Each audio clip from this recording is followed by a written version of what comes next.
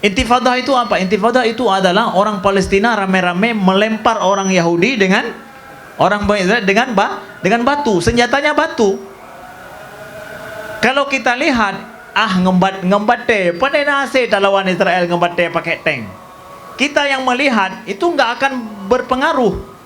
Ternyata itu sangat mempengaruhi orang Israel dan negara Israel. Kenapa? Membuat rakyat mereka tidak nyaman.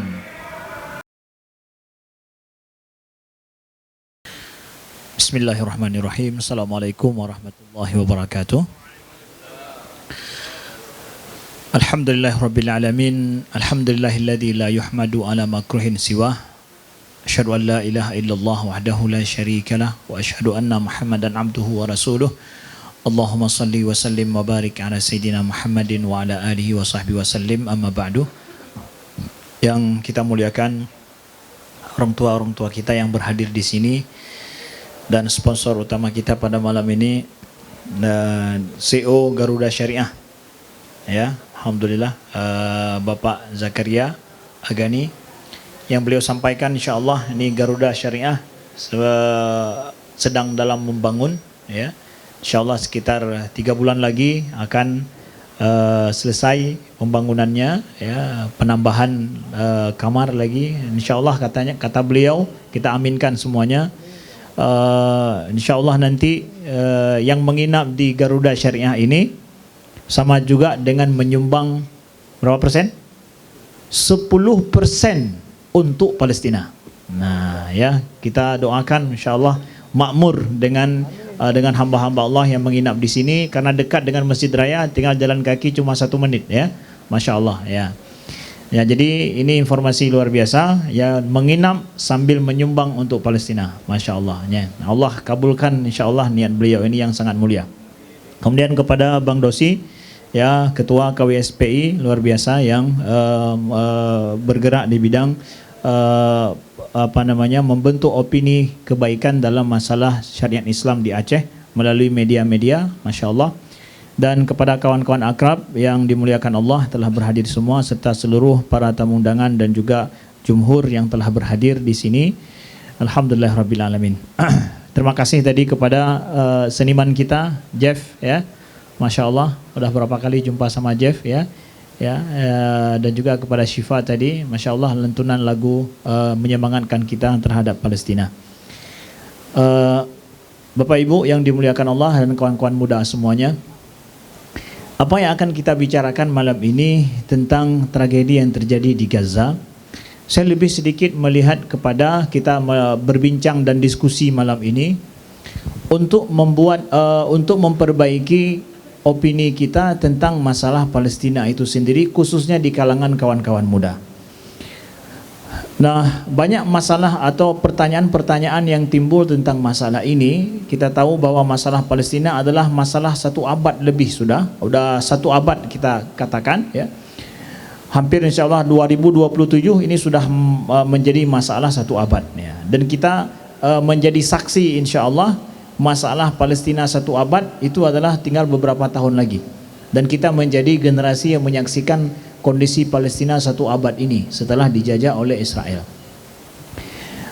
Yang ingin saya bahas adalah melihat kepada kondisi saat ini dulu, dan kita tilik secara sejarah nantinya, Bang Dosi, ya. Bagaimana, apa itu orang Hamas, ya. Kemudian kenapa ada jalur Gaza, ya. Kemudian kenapa ada model perlawanan seperti itu, ya. Ditambah lagi saat ini kenapa itu mereka mengambil tanggal 6, tanggal 7 Oktober. Ada apa permasalahannya? Ini semua luar biasa rahasia-rahasia di belakang ini, ya. Kalau boleh kita lihat, perlawanan orang Palestina terhadap Israel itu bukan cuma dimulai oleh orang Palestina, bahkan bangsa Arab, negara-negara Arab dulu itu sudah melakukan perlawanan pada saat Israel memulai pendudukannya di Palestina. Ada perang yang bersejarah, banyak terjadi perang antara negara-negara Arab dengan Palestina, dengan Israel. Itu ada perang besar itu terjadi pada bulan Juni 1967. Dalam perang Juni ini terkenal itu adalah pada saat Mesir saat itu di bawah pimpinan Jamal Abdul Nasir. Yang Jamal Abdul Nasir bersamaan dengan Soekarno di Indonesia, itu Jamal Abdul Nasir memimpin perang bersama dengan pemimpin Arab yang lain, tapi kalah dengan orang Israel pada saat itu. Israel kuat pada saat itu, di backing oleh Amerika juga, kalah, dan bahkan Sinai itu berhasil diambil oleh orang, terusan Suez itu berada dalam kekuasaan Israel. Bayangkan, meluas tanah kekuasaan Israel dengan peperangan itu, dan itu menjadikan kekalahan yang sangat memalukan bagi orang Arab dengan orang Israel itu. Pada tahun 1973 bulan Oktober, 1973 bulan Oktober, tanggal 6 Oktober terjadi perang diprakarsai oleh Mesir dengan Suriah. Dua negara ini mempelopori menyerang Israel secara diam-diam. Anwar Sadat berkuasa di Mesir pada saat itu, ya. Anwar Sadat bersama dengan pemerintah Mesir mengelabui Israel, seakan-akan Mesir tidak akan memerangi Israel lagi dan tidak punya kemampuan. Gimana caranya? Nah, ini nanti akan terjawab kenapa bulan Oktober, ya, dipakai oleh orang Hamas, ya. Bahwa pada saat itu Anwar Sadat meminta bantuan kepada Rusia masalah pertanian, membeli alat-alat pertanian Mesir. Jadi nggak mikir lagi perang dengan Israel, tapi pikir pertanian. Jadi pemerintah Mesir kampanye masalah kembali kepada bertani. Dibawalah alat-alat pertanian diimpor dari Rusia. Mesir melihat itu senang, bahwa ini hana perlawanan berarti, ya. Nah, kemudian juga dibuatlah di seberang terusan Suez, kalau orang Mesir sudah mulai menggarap tanah. Jadi karena terusan Suez sudah dikuasai oleh Israel, jadi Israel mengintai bahwa ini orang Mesir lagi ngapain. Jadi sengaja diprakarsai oleh pemerintah Mesir bahwa yang dekat terusan Suez orang-orang disibukkan dengan menanam, buka lahan. Nah, jadi Israel pun tertipu. Dia pikir bahwa ini betul-betul main pertama. Ternyata alat-alat pertanian itu adalah dipakai oleh Mesir untuk mempersiapkan menguasai terusan Suez kembali, untuk berperang. Dan sebuah benteng Mesir yang sangat kuat di daerah Sinai itu namanya Khatu Berlif, benteng Berlif yang paling kuat itu. Nah, jadi ketika 6 Oktober Mesir mengumumkan perang terhadap Israel yang telah berkuasa, terkejut Israel bukan main. Ternyata pipa-pipa besar yang dibawa dari Rusia itu adalah pipa yang dipakai untuk menyiram benteng-benteng Israel di Sinai. Jadi cara mengalahkannya dengan menyiram dengan banyak air sehingga benteng itu bisa dikuasai. Nah, itu terjadi sehingga terusan Sinai itu daerah Sinai dikuasai kembali oleh Mesir, dan tentara Mesir bahkan mau akan merangsek masuk untuk menuju ke Tel Aviv kalau tidak di stop oleh Amerika. Diancam Mesir oleh Amerika, jangan bergerak jangan kuasai lebih daripada Sinai, jangan bergerak lagi, kalau enggak kami akan ikut campur. Baru Mesir berhenti di situ. Ini kekalahan terhadap Israel. Nah, kejutan ini ternyata dipakai oleh Hamas untuk kembalikan kepada sejarah dulu kemenangan Arab terhadap Israel. Oktober terjadi juga pada hari Sabtu. Hari Sabtu yang disebut dengan Yom Kippur dalam bahasa Ibrani, itu adalah hari raya pengampunan menurut orang Israel, yang mereka istirahat di situ. Hanjit jak kerja. Hari itu dipilih oleh Mesir untuk menyerang Israel pada saat mereka sedang berleha-leha. Di sini terbaca Hamas pada saat ini juga mengambil momen yang dulu itu. Cuma ini tanggal 7 Oktober dulu, 6 Oktober. dan dengan membuat Israel tanpa berkutik sedikit, tanpa berpikir akan ada serangan. Taktik ini dipakai kembali oleh Hamas, dihidupkan kembali. Ada sinyal besar dari orang Hamas untuk orang-orang Arab ingat kembali akan ini. Nah, ini mungkin kita tahu sejarah, kita bisa membaca amanat ini ataupun ataupun rahasia terjadi perang saat ini. Kemudian kawan-kawan muda, kalian perlu paham juga bahwa negara Israel ini bagaimana terbentuk. Terbentuknya negara Israel. Kalian pernah dengar dengan istilah Zionisme ya? Pernah dengar ya? Jadi negara ini negara Yahudi atau negara Zionisme? Apa beda Yahudi dengan Zionisme? Ini perlu kalian paham juga. Zionisme itu adalah gerakan yang dipelopori oleh Theodor Herzl bersama dengan kawan-kawannya untuk membuat negara khusus bagi orang Yahudi. Asli orang Yahudi itu, mereka itu terpisah-pisah di seluruh alam, di seluruh dunia. Mereka tidak menempati satu tempat, tapi di setiap negara di Eropa Timur dan Eropa Barat, bahkan di Amerika Latin itu ada orang Yahudi. Jadi mereka nggak satu negara. Nah, ada orang Yahudi yang tertindas di negara tersebut, ada yang mereka berkuasa secara ekonomi. Nah, Theodor Herzl bersama kawan-kawannya berpikir, ini orang Yahudi yang tertindas, kawan-kawan saudaranya orang Yahudi yang tertindas, alangkah lebih baiknya kalau seandainya dipakai untuk membuat negara sendiri. Nah, dia mengajak kawan-kawannya untuk menghidupkan pemikiran adanya negara khusus bagi orang Yahudi pada akhir abad ke-19. Dibuatlah sebuah muktamar besar, Zionisme namanya, yaitu muktamar untuk mengajak orang Yahudi berpikir buat negara tersendiri pada tahun 1889 di Basel, Switzerland atau Swiss, kota Basel. Sepakatlah di situ untuk menghidupkan pikiran buat negara Yahudi. Di mana negara itu akan dibuat? Ini sejarah penting perlu kita paham untuk memahami kondisi Palestina saat ini. Diusulkan negara Yahudi itu dibuat pertama di Palestina. Di Argentina. Argentina tempatnya. Kemudian diusulkan juga buat di Afrika, negara Afrika. Jadi bukan Palestina pilihan mereka pertama, bukan.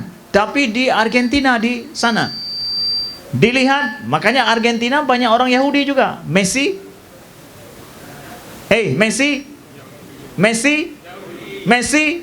Ya. Banyak orang Yahudi di sana. Mereka ingin buat. Tapi kondisi tidak memungkinkan untuk mereka membuat negara di Argentina. Begitu juga mereka ingin buat di Afrika. Afrika juga tidak memungkinkan.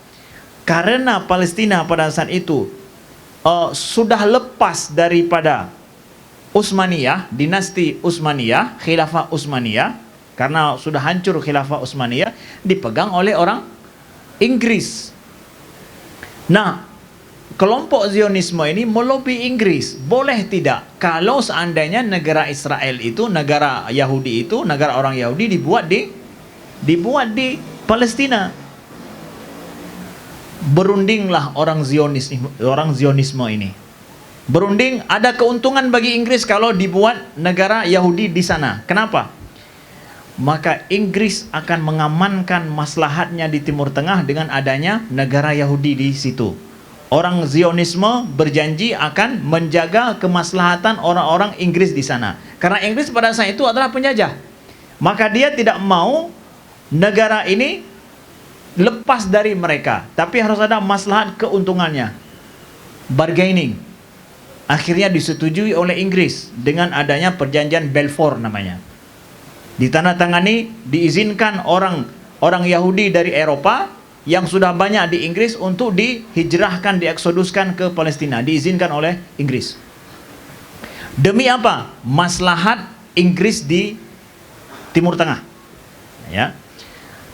Kemudian kita ingin tahu bahwa ini Herzl ini, Theodor Herzl, apakah seorang Yahudi yang taat sekali sehingga dia sangat cinta kepada bangsanya, bangsa Yahudi, kepada agamanya, agama Yahudi? Aneh. Anehnya apa? Theodor Herzl ini nggak bisa berbahasa Ibrani, bahkan bahasa Yahudi hanya itu. Dan dia tidak tahu sholat cara orang Yahudi, tidak tahu. Bahkan masuk ke sinagog Yahudi, diajarkan oleh kawannya gimana cara sholat. Sholat agama Yahudi. Ini aneh sekali. Dan apa yang saya sampaikan ini adalah ilmiah adanya. Ada apa namanya? Ada sejarahnya dan ada bukunya, bukan mengada-ada. Kan aneh ini, bagaimana orang yang apa namanya ingin mendirikan negara Yahudi, tapi dia tidak tahu tentang Yahudi, tentang agama, bukan Yahudi yang taat, bukan. Disinilah para ahli mengatakan, negara Zionisme yang ingin dibuat ini adalah bukan sebenarnya yang ingin membawa kemaslahatan agama Yahudi, tapi apa juga? Kemaslahatan daripada kolonialisme. Tapi mereka memakai agama Yahudi supaya orang Yahudi mau untuk hijrah ke Palestina, mau hijrah menjadi dalam sebuah negara dengan memakai embel-embel agama Yahudi. Buktinya Theodor Herzl bukan seorang Yahudi yang taat, bukan, tapi adalah sekulerisme, sekuler, tidak taat kepada agama Yahudi, pakai embel Yahudi dan ajaran Yahudi saja untuk mengajak orang supaya mau ikut. Nah, makanya hari ini ada kelompok orang-orang Yahudi yang anti terhadap Israel. Makanya jangan heran, ada namanya kelompok Naturi Karta. Itu adalah kelompok yang mereka anti terhadap negara Israel dan berdoa supaya Israel cepat hancur.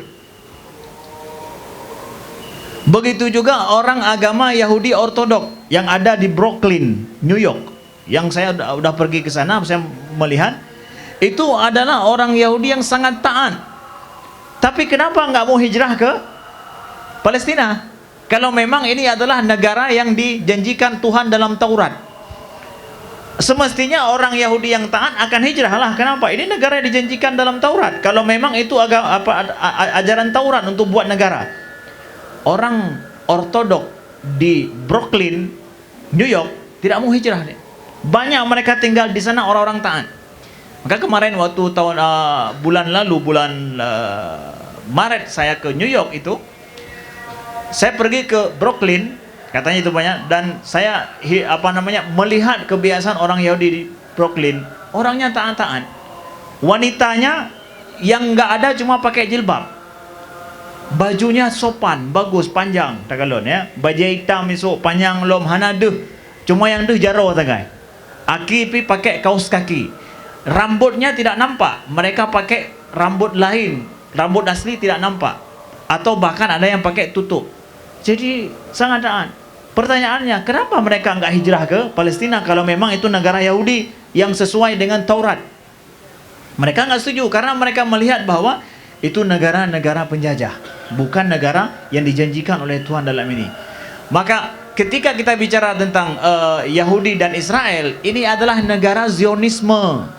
Pertama harus kita pahami, yang negara Zionisme adalah gerakan penjajah yang dipelopori oleh pakar-pakar Zionisme dari kalangan orang Yahudi bekerja sama dengan penjajah Barat untuk membuat negara penjajah di Palestina. Jadi negara ini negara penjajah, lalu memakai ajaran Yahudi untuk mengumpulkan banyak orang Yahudi, dikelabui untuk dihijrahkan ke tempat itu. Ini poin pertama yang perlu kita pahami. Kedua, negara Yahudi ini berarti keberadaannya dan eksistensinya adalah dengan cara banyaknya orang Yahudi hijrah ke Palestina. Ya, jadi negara tidak ada tiba-tiba ada dengan orang diimpor dari luar untuk buat negara. Nah kawan-kawan, ini rahasia negara Israel, bahwa mereka tidak punya sejarah tinggal di Palestina saat ini. Tidak ada sejarah mereka. Yang ada adalah sejarah negara asal mereka. Nah, generasi hari ini adalah generasi orang Israel yang lahir dari ayahnya dulu di situ. Mereka sekarang hidup, dan juga generasi eksodus lain, impor lain di dalam sejak abad 20, impor kembali dari berbagai negara. Nah, maka mereka punya dua paspor. Paspor negara asal dengan paspor negara Israel.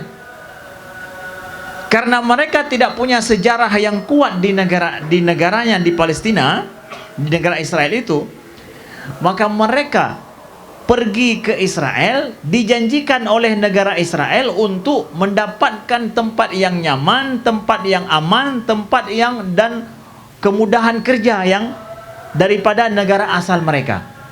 Maka mereka hijrah ke Israel karena keinginannya ini, tempat aman, kemudian nyaman, dan bahkan lagi pekerjaan dan uang yang lebih baik daripada negara-negara asal mereka. Pada saat mereka mendapatkan kondisi di Palestina, di Israel tidak seperti itu, ini mengancam Israel itu sendiri. Mereka dengan mudah bisa pindah, punya paspor asal. Dari Amerika punya paspor Amerika, kalau dari Prancis punya paspor Prancis juga. Mereka pulang balik, dapatkan di Palestina ternyata hana menjanjikan udep akan diplung. Dan ini yang dipakai oleh orang Palestina. Puyo. Maka ingat dulu ada intifadah, terjadi intifadah. Tahu kawan-kawan intifadah. Intifadah itu apa? Perlawanan pada mulai dari tahun 1987 sampai 1991. Itu terjadi intifadah pertama namanya. Intifadah itu apa? Intifadah itu adalah orang Palestina rame-rame melempar orang Yahudi dengan batu, senjatanya batu. Kalau kita lihat, ngembate, pada nasi lawan Israel ngembate pakai tank. Kita yang melihat itu nggak akan berpengaruh. Ternyata itu sangat mempengaruhi orang Israel dan negara Israel. Kenapa? Membuat rakyat mereka tidak nyaman. Nyan madang berle, hana nyaman. Ho yang tajak ipo anu bate. Man anu bate ka haji tapi nah hambek na anu bate dumpat nah. Asai kalau orang Yahudi ihram, orang Israel ihram. Anak me ihram jin. Maka kenapa kalian lihat dalam di foto-foto kok anak kecil lempar batu dikejar oleh tentara Israel pun salah man. Anak main enggak, ini masalahnya besar, mengganggu kenyamanan. Karena negara Israel menjanjikan orang-orang luar diimpor ke situ untuk nyaman. Ketika didapatkan tidak nyaman, nyo akan mengancam keamanan negara. Da urang bisa iplung tengok, menyaiplung urang Israel dari Israel ke nangronyo hancur. Tuh, intifadah berhasil, intifadah pertama. Intifadah kedua itu terjadi dari tahun 90 dari tahun 2000 sampai tahun 2005. Ini bukan cuma pakai batu lagi, sudah ada yang pakai senjata orang-orang Palestina. Karena yang nabude, mutama parah lom, mutama berat lom. Sampai akhirnya Ariel Sharon, pernah dengar Ariel Sharon dulu ya, menandatangani kesepakatan damai dalam masalah intifadahnya dengan Mahmud Abbas. Akhirnya sudah berhenti intifadah yang kedua. Intifadah itu adalah gerakan daripada rakyat Palestina yang bereaksi terhadap kekejaman Israel dengan senjata yang mereka miliki, bate-batenya. Nah sekarang perlawanan lebih berat loh, bukan ngemeteli, tapi dengan rudal yang tidak disangka. Nah sekarang pertanyaannya, bagi orang pemukim Israel, semakin hari semakin nyaman atau semakin tidak menjanjikan masa depan? Nah ini perlu kalian tahu. Bagi orang Israel sudah sampai saatnya mereka berpikir nyoken nanggro nyoli no kaji dah berangkat paspor pina mandu maunya na paspor luar. Dan ini yang dimanfaatkan oleh mukawamah, oleh orang-orang resistensi di Palestina untuk menakutkan orang di sana bahwa nyokan gampung awakah, ke nanggro awakah, kaji petak, kamu yang ponyo dan hana kenyamanan ke. Hana kamu jamin ke. Jadi dari anak batai je ke budai, dari budai je ke rudal. Ini kawan-kawan yang dimuliakan Allah. Nah, jadi cara Israel membuat negara adalah dengan cara memperluas pemukiman. Jadi pemukiman diperluas. Pemukiman itu apa artinya? Settling atau settlement bahasa Inggrisnya, settler. Jadi mereka terus setiap hari atau setiap presiden berganti ataupun PM berganti, itu mereka buat kebijaksanaan buat pemukiman Israel yang baru. Nah, pemukiman itu adalah dibuat oleh negara perumahan-perumahan dengan tempat tinggal yang nyaman, kemudian diiklankan supaya orang Israel dari luar mau masuk, orang Yahudi dari luar mau berhijrah ke situ untuk tinggal di tempat yang nyaman itu. Tanpa ada pemukiman-pemukiman baru, itu menunjukkan negara Israel akan berkurang jumlah orangnya. Jadi kebijakan pemerintah harus pegang pemukiman baru supaya Israel nyob berkembang. Tapi menyahana pemukiman baru, ini menunjukkan Israel tidak berkembang. Ini akan mengancam negara mereka. Nah, maka dipersenjatailah orang-orang Israel di pemukiman-pemukiman itu, supaya bisa untuk menjaga keamanan. Jadi pemukiman itu adalah tentara juga yang sudah dilatih, karena di Israel semua wajib militer dan nabude awaknya di rumah masing-masing demi keamanan. Jika hidup pedroy si perampok maki pada begat ya rampok dan ogok masa hanai teroi ya, masa hanai teroi mandum nabude awaknya dilatih semuanya. Yang sudah umurnya sudah masa masuk SMA dan kuliah wajib untuk masuk untuk di militer, wajib hajihan. Nah, di Israel sana. Nah, begitu kawan-kawan yang dimuliakan Allah, sedikit daripada kilas tentang sejarah negara Israel. Jadi Israel ini adalah negara penjajah yang dibuat oleh para penjajah barat untuk berkuasa di Timur Tengah, dan ini adalah salah satu bentuk penjajahan yang masih kita lihat abad ini. Nah, penjajahan yang sangat murni. Nah, lihat perbedaannya terakhir adalah topiknya, kita lihat perbedaannya dengan penjajahan yang ada di Amerika, di Australia. Ya. Kenapa orang Amerika sangat mendukung orang Israel? Ya. Kita lihat penjajahan yang sangat murni terjadi dulu. Model-model menguasai negara orang lain, membunuh orang di situ, apakah cuma Israel saja? Enggak, dalam sejarah bukan itu saja. Amerika itu kan orang Inggris, orang Jerman, orang Spanyol yang menguasai daerah Amerika, lalu membantai ipoh mandum orang-orang asli di sinan. Karena berhasil ipoh mandum urang di sinan, makanya awalnya ji pegat nanggro geroi dan aman hanapi hadubit. Nyan salah satu caranya supaya nanggro awalnya aman. Poh mandum urang yang asli tinan. Australia menancit awak Inggris ya Australianya. Ijak kenan ipoh mandum urang asli aborigin. Maka ipoh mandum baru awalnya ji pegat nanggro geroi dan aman nanggro geroi.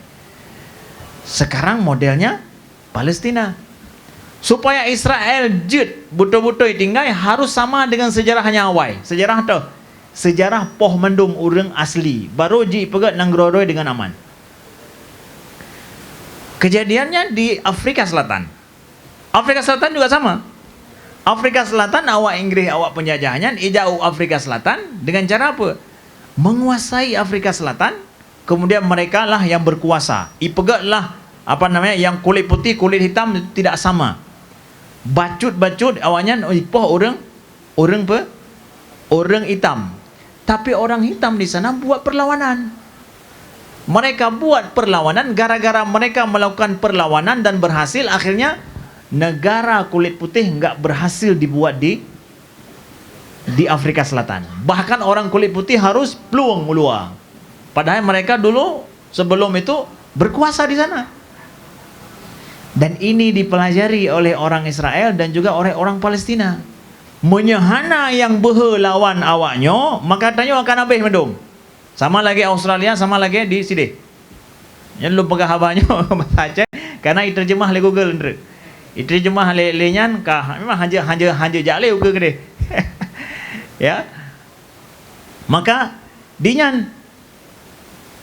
Nah, oleh karena itu paken akhirnya awak Gaza hana mengakui adanya negara Israel. Hana diakui.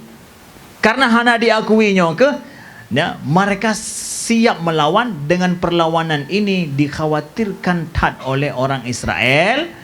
Nyo masa depan tanya hana tahu ke apa kan? Mampu dapat habis awaknya.